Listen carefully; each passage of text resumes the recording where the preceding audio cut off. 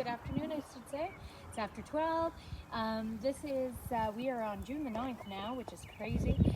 We still have a risk of frost here tomorrow night, but we're going to do the best we can today to wrap up all of our planting and just take our chances with that chance of frost. We're on the coast, so we don't get a lot. I'm Jennifer Spencer, and I'm here from Yellow Brick Road Farm, and we're wrapping up the last of the edible gardening for kids and families until harvest time. It's been a busy few weeks on the farm. As you know, we were doing farm renovations. Luke, you want to pan back there and show that we are, finished up a lot of the renovations. A lot of the sand is in the ring. The horse shelter's complete. We're just moving some things around. The sheep paddock's complete. Things are good. We got a new horse the other day, so you might hear her hollering. She gets a little upset when she doesn't see the other horses right now. She's still in a little quarantine, 7-day quarantine until everything we know is fine with her. So yeah, we are here, and this is the garden. Luke, can you lift it up and kind of just pan there? Yeah.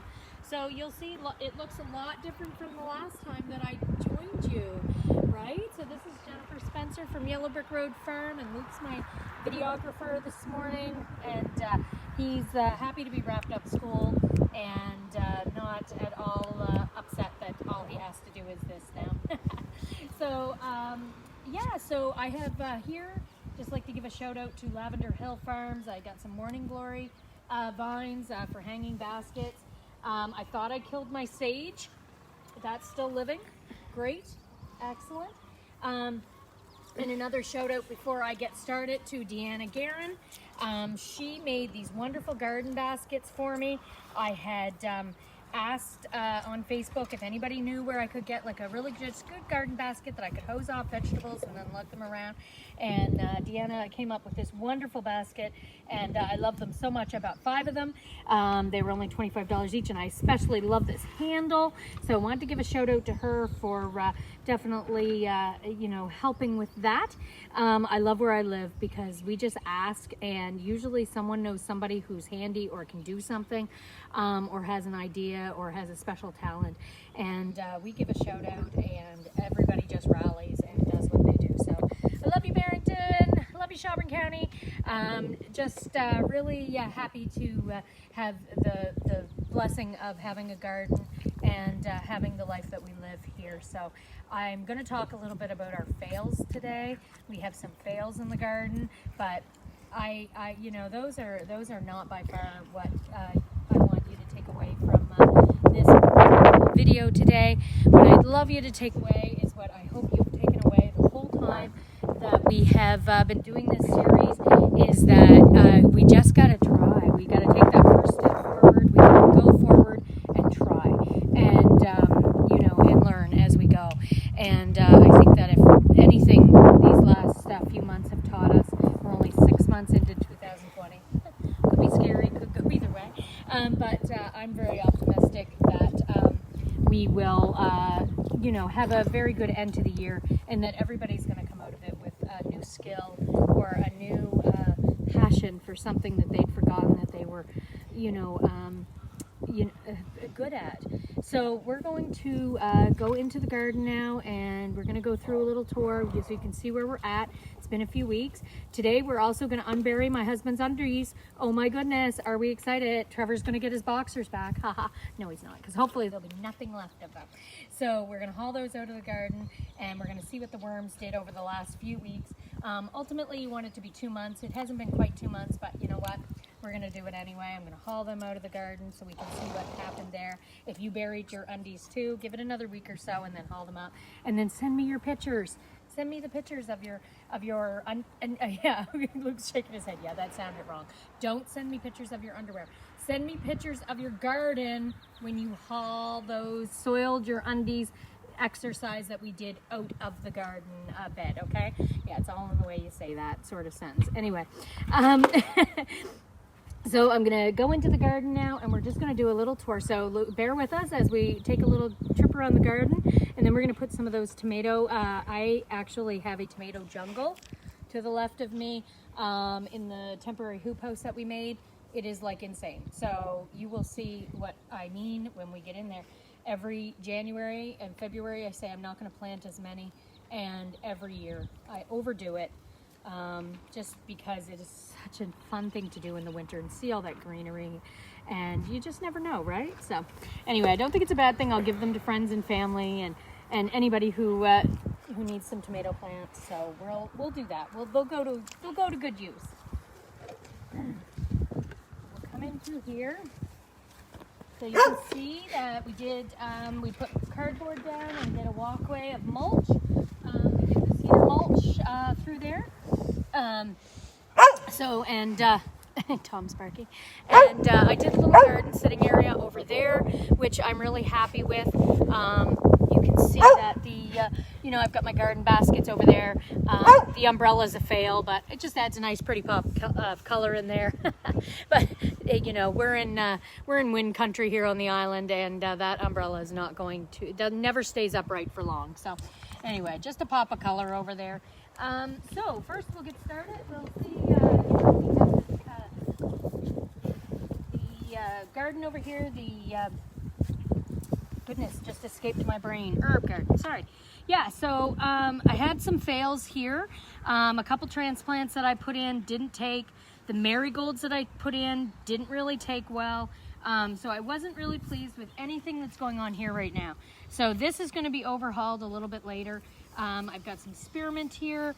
I've got lots of mint going on. I've got some natural lamb's ear going on there as well, which is an herb. I have some chives ready to go back in, and I have some oregano transplants. My chives are doing well, but that was really about it in this area of the garden. So, and my mint, of course. My mint is growing beautifully because mint just like whoosh goes.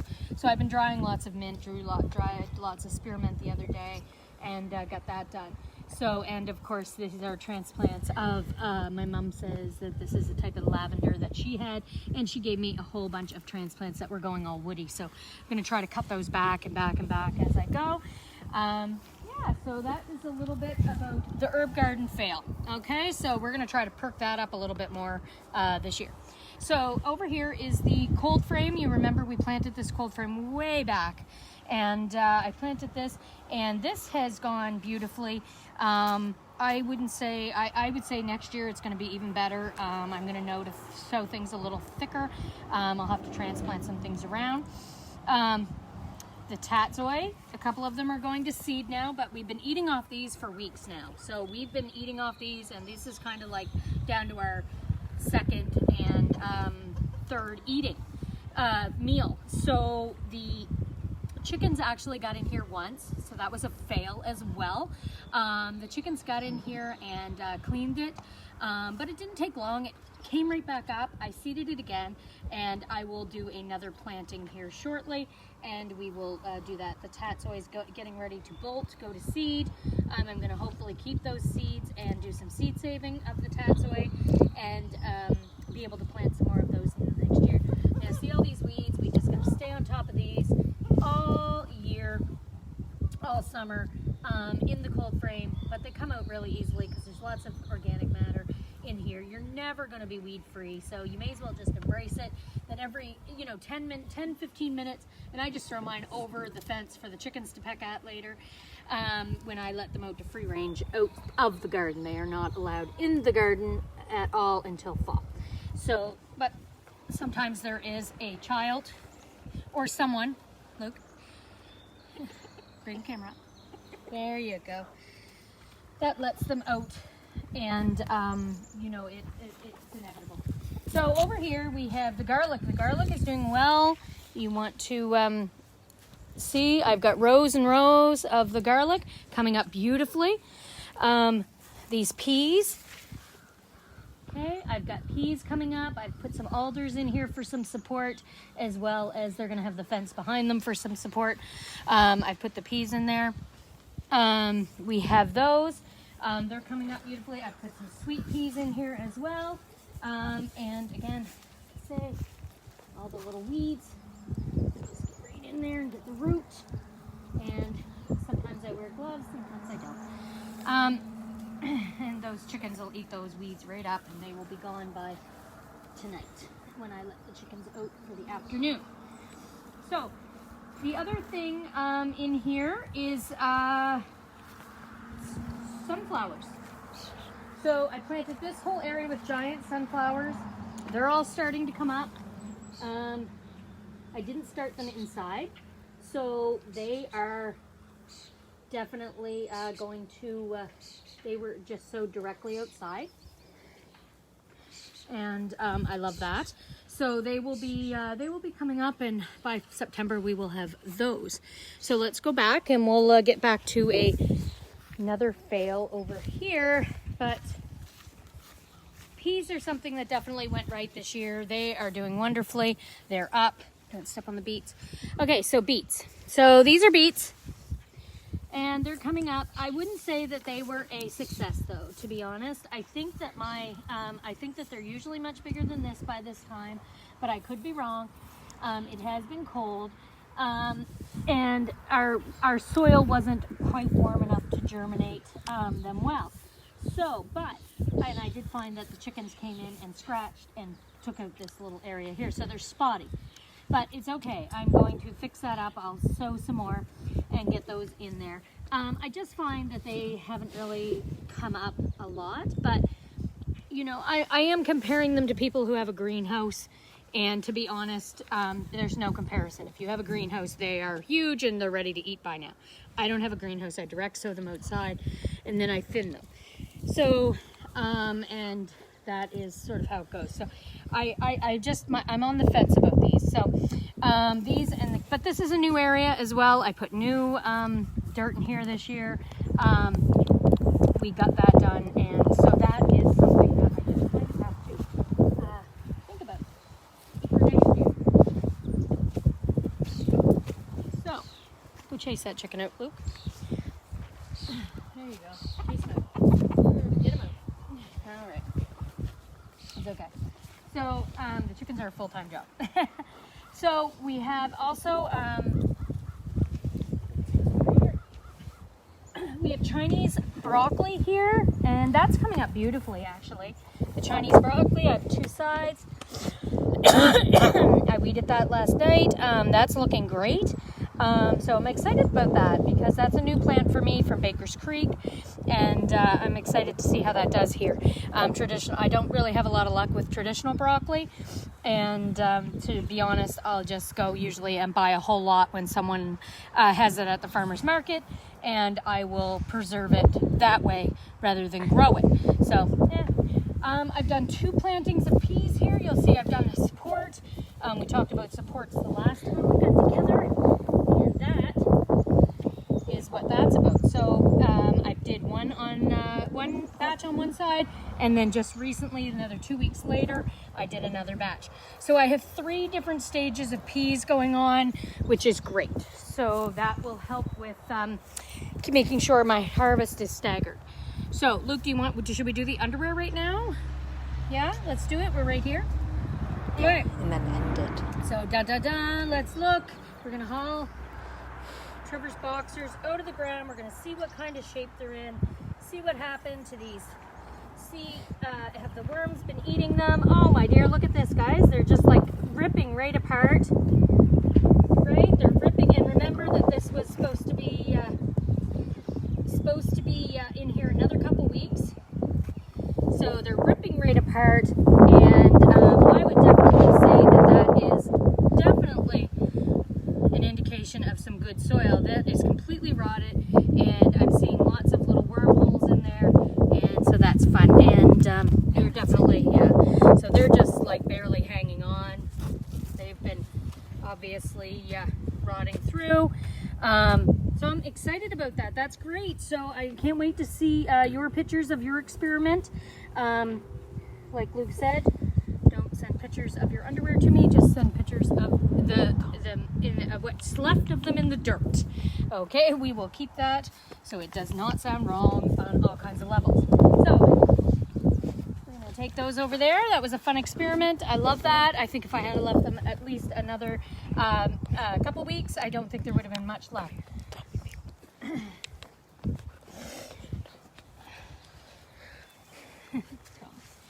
All right. Oh, what else? Let's see.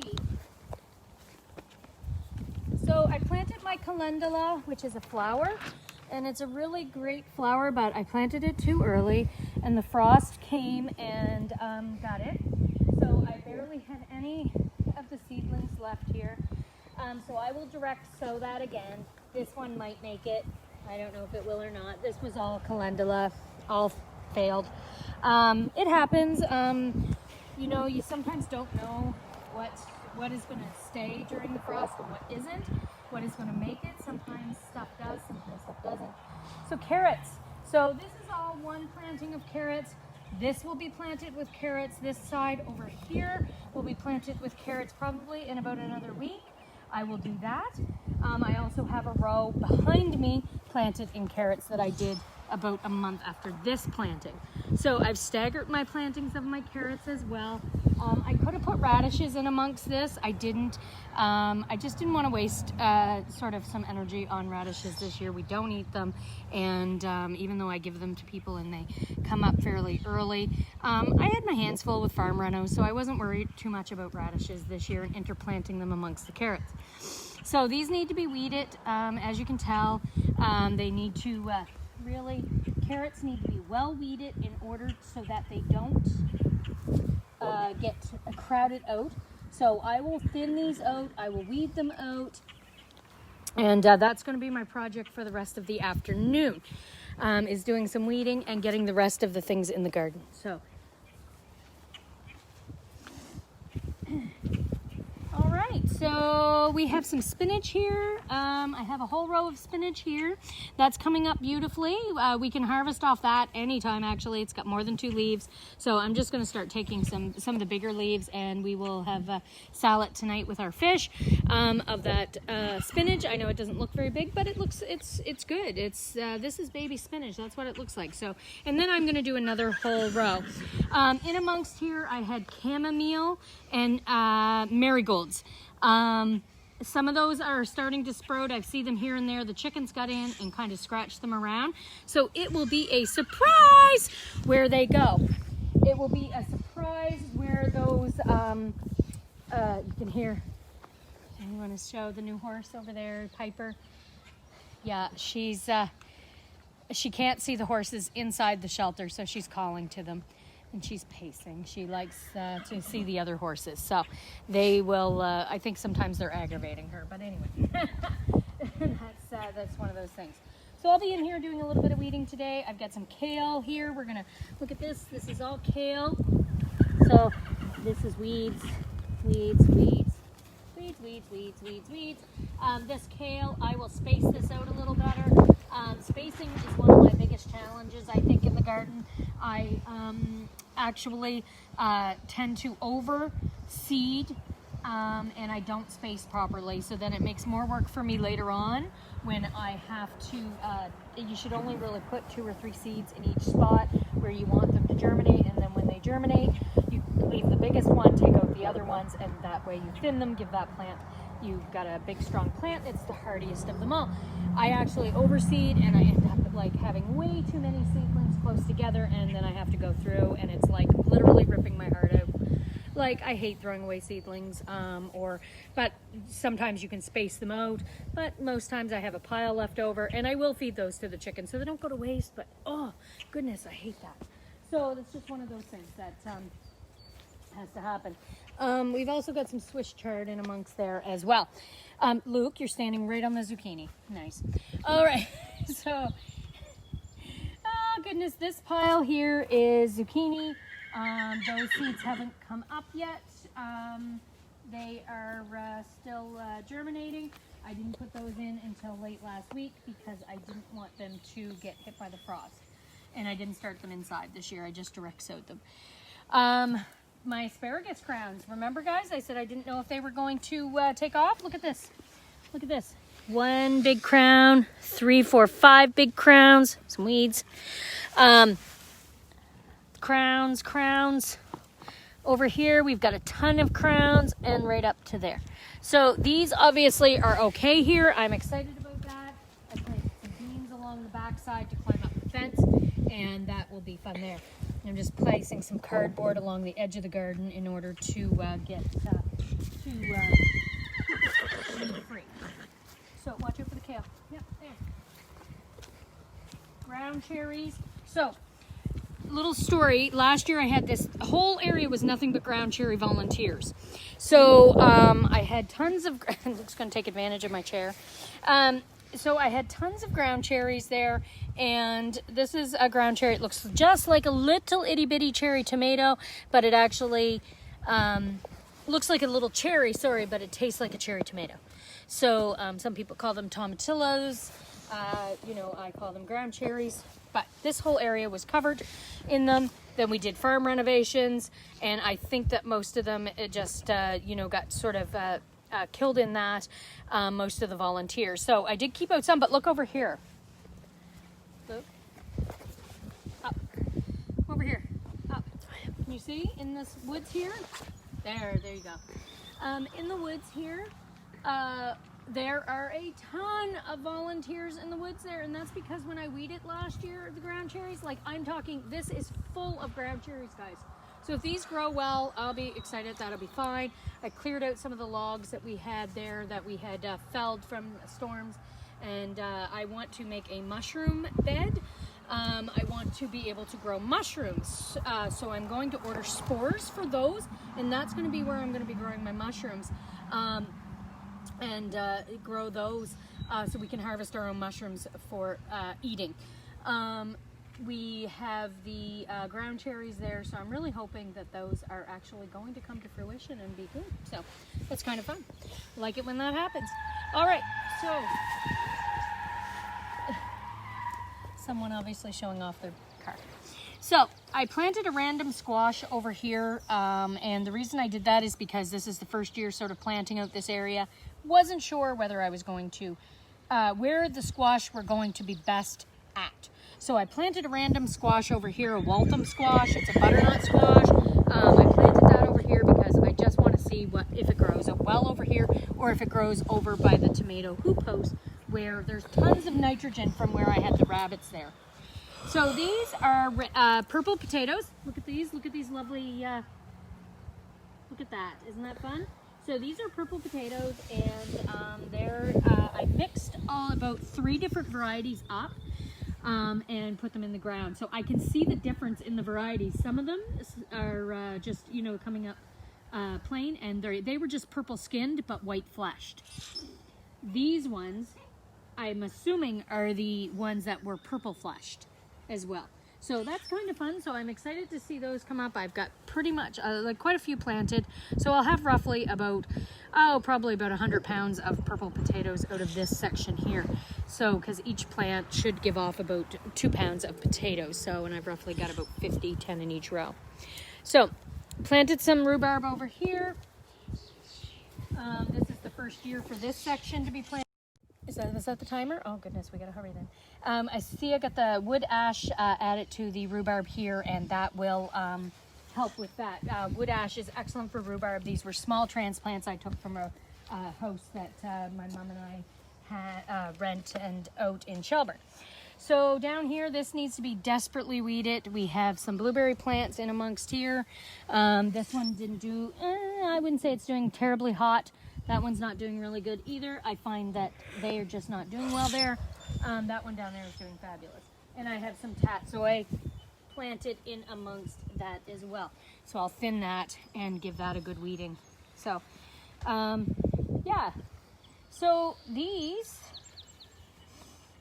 I really don't see a lot of them, and I'm kind of, well, I do actually here. So I thought these were like dead. So these are actually red kidney beans, and I didn't think they were going to germinate, but I'm seeing lots of them coming up now. So I planted no, careful. I planted 4 rows of baking beans this year. That was new to me, but I do see that some of them are coming up. I didn't think they were going to. Let's walk over here. All right. Luke, careful. Goodness. So potatoes. Oh, all right. And actually I skipped over. We've got our second planting of carrots in this row. This row is actually turnip. You'll see the stalks starting up there. And this row right here, this is red onions and parsnip. So, and they're all germinating and coming up beautifully as well. So, and then we've got, of course, our big crop of potatoes over here. Watch out for that one. And that's growing. They're growing fabulous. They're doing really well there. So I'm pleased with them in that area. This right here, this lovely structure is beans. Watch out for those cucumbers right there. Yeah. So these are beans. So I did 4 different kinds of beans on this structure. On the back side, I have an early provider bean. On the I have a yellow wax bean, a Kentucky pole bean, and then I also have a dragon's tongue bean actually in here. And I've left one section so that I can replant in a few weeks. And I'm going to do that as well over in a couple other rows. I skipped over dill over there. I've got 3 or 4 rows of dill that's coming up beautifully. I've got some basil behind me that's starting to germinate. These I just transplanted yesterday, all the cucumbers, so they're looking a little but look at these. Look how well they did inside. Like, I had beautiful transplants this year. So, and those are Market Moors. I also have Slice Master. So yeah, don't go by what they look like right now because they just haven't perked back up again since the transplanting. One fun thing that I was doing this year that was different was this. I'm trellising some cucumbers this year, so I think I'm going to put some chicken wire on them because I don't think the ladder's going to be enough to trellis. Yep, watch out. Yep, don't slip behind you. And I'm going to put some chicken wire on them, but these are lovely old antique. That one's done. In particular is an antique ladder my mom gave me, and this one's just an old wooden ladder. And yeah, I trellis those. So let's head to the hoop house. So guys, this is the hoop house, and I put some pictures up on my Instagram of the hoop house. So you'll see that it is a cattle panel. We did bungee cords, 3 rows, tuck tape, greenhouse plastic. Watch over. Squash. Goodness gracious. There, he's a going concern in this garden today. We have the squash here. And I've got Waltham squash there. That is where I'm putting that. The reason I chose this area for the squash is because of the nitrogen. There is a huge amount of nitrogen in this area due to the rabbits. So being in here, but I don't want to put anything that it's going to burn or that may provide too much shade for this garden. So in here, guys, look at this tomato. Look at the tomatoes. I have so many tomatoes. So some of them are an intermittent tomatoes, and some of them are just a hybrid tomato, and so they won't get as big. So those ones I'm going to try to put closer, like maybe outside some of them, because I'm never going to have enough room for all of them in here. But definitely the bigger ones. This one, look at this. This is Brad's Atomic Grape. Look at that one. That's going to be a gorgeous, gorgeous, gorgeous. That's from Baker's Creek, and that's going to be, so that I'm going to just put in the ground, and I'm going to actually tie those ones for support to the roof. So I will use twine, and I will tie those to provide support. The other thing that I'm trying this year is I'm going to do another experiment. I'm doing another experiment with a Florida weave. So a Florida weave is you put a stick on one end, a stick on the other, and then you weave string as the tomato plants grow up. You weave string amongst the sticks to provide support. So trying a couple different things this year. So when I get ready to plant my tomatoes, this is an Amish paste tomato, so this is an intermittent. This could get as high as 6 feet or 7 feet high. So I'm definitely going to, I've got drip hose on the ground here. I've got some red mulch, and this is my project today, is to get these all in the ground. I've got the drip hose underneath. I'm just going to make an X with a knife, doing this right quick though, in the mulch plastic, right? I will make an X there. I'm just going to tear it for now, and I'm going to take out the dirt.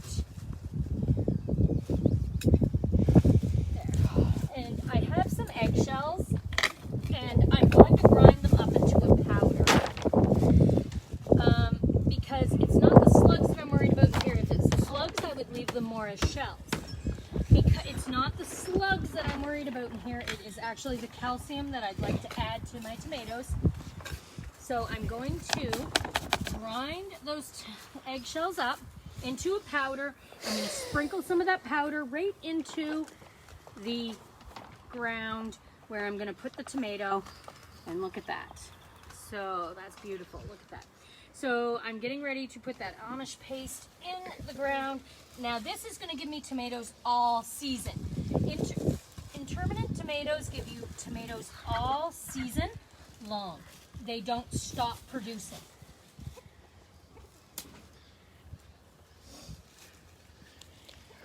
Whereas some other tomatoes will give you a huge harvest at the end. So that is what that's going to look like. I'm going to tie a support. Like I mentioned, I'm either going to do a stake and then I'm going to do that. I always pinch off the bottom in order to do that. If you see any of these suckers at 45-degree angles, you can also pinch those off and they will start new tomatoes. Okay, that is actually called grafting from your tomato plant, and you can also do that. So that is a little bit about what's going on in here. I'm just going to leave that there because I'm going to come out and stake that. Wish me luck with this. You know, we have so many different kinds in here, and I'm very excited. So I know that I'm going to be able to share those with other people. I've got some more mulch that I picked up yesterday, some red mulch to put in there. Luke's being very careful walking where he wants to walk. So I hope that today, I hope that today you took out of this session, as we draw it to a close, that you know, lots can go wrong in the garden, but the most important thing is just getting started and getting it every year. We did farm renos this year, so this year isn't going to be look the same as other years. Every year is going to look different, and I'm really proud with everybody who messaged and told me that they were starting this year and asked me questions, and I did my best to answer them, and if I didn't have the answers, I gave you resources where you could find the answers. So I'm really happy with the way this session went, especially I felt it was something positive for me and my family, and especially my videographer during you know, a really hard time in the world. So I just want to say, as we say goodbye until harvest time, I really want you to know that I appreciate each and every one of you that viewed the videos and that continues to view them, and I'm really, really proud of everyone just jumping in and starting, and don't get discouraged, because we all fail at this garden thing at least 20% of the time. There'll be things that I need to do different, so I'm going to write those down though. Remember those garden journals? We need to make sure that we write those things down, and that's what I'm going to be doing. You know, tonight with a cup of tea, I'll be sitting down and writing the garden journals and letting you know, so that I remember next year what I did wrong. So I just want to say goodbye. I want to let you guys know that I just want to let you guys know that we have sorry, it's bright. I want to let you guys know that any questions that you have, just continue to keep asking them. I'll do my best to get back to you. But I'm mostly in the garden for the next couple months, keeping on top of the weeding and keeping on top of you know, what I want to do, and making sure that we get the best harvest for our family and our community. So anyway, thank you all so very much, and happy gardening.